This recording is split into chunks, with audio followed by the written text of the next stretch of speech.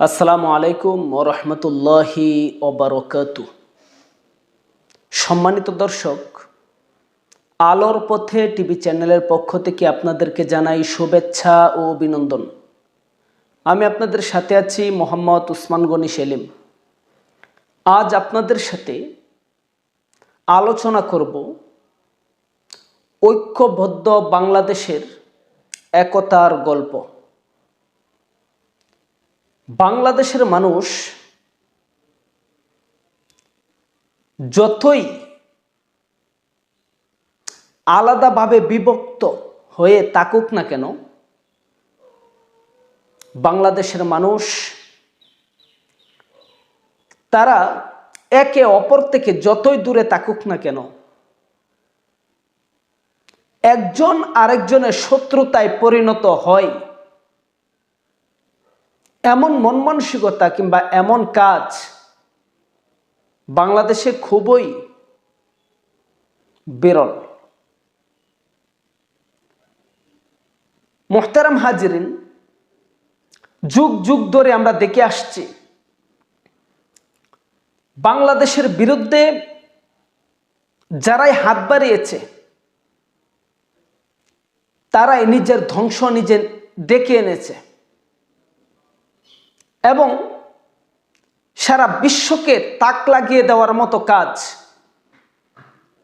বাংলাদেশের মানুষের পক্ষেই সম্ভব হয়েছে। ফিলিস্তিন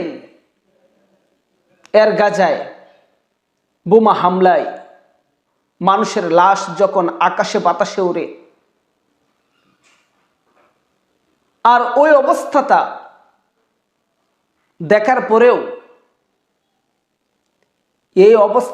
দেখার পরেও সৌদি ডিজে কনসার্ট করে,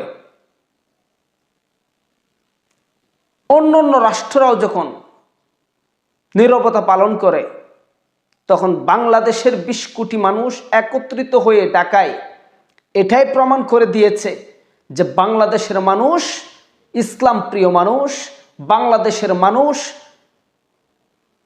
সাহাবায়ে কেরামের আদর্শ লালনকৃত মানুষ। বাংলাদেশের মানুষের ভিতরে মুসলমানের প্রতি মুসলমানের এত বেশি টান রয়েছে, যে টান আপন ভাইয়ের প্রতি থাকা দরকার কিংবা তাকে। দেখুন, গাজায় হত্যাকাণ্ডের বিরুদ্ধে বাংলাদেশে 12 এপ্রিল যে উত্তাল বিক্ষোভ মিছিল হয়েছে, পৃথিবীর কোনো রাষ্ট্রে এত মানুষ একত্রিত হয় কিনা এটা সন্দেহজনক। যদিও অন্য রাষ্ট্রের একটা ভূখণ্ডে কিংবা একটা রাজধানীতে যে মানুষ বসবাস করে, মানুষও বাংলাদেশে নেই, কিন্তু যারা আছে তারা এক প্ল্যাটফর্মে রয়েছে।